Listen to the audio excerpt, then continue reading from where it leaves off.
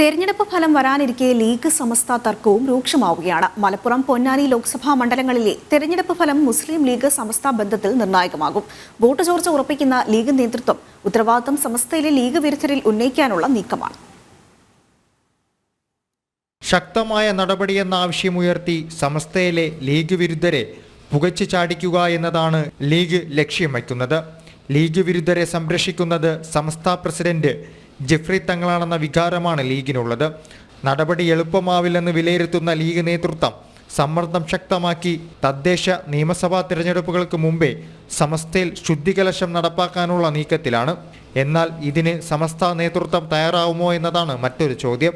സമസ്തയിൽ ചിലർ ഇടതുപക്ഷവുമായി അടുക്കാൻ ശ്രമിക്കുന്നുവെന്ന് തുറന്നു പറച്ചിലിന് പിന്നാലെയാണ് ലീഗ് അനുകൂലിയും സമസ്ത കേന്ദ്ര മുഷാവർ അംഗവുമായ ബഹാവുദ്ദീൻ നദ്വിയോട് സമസ്ത നേതൃത്വം വിശദീകരണം തേടിയത്.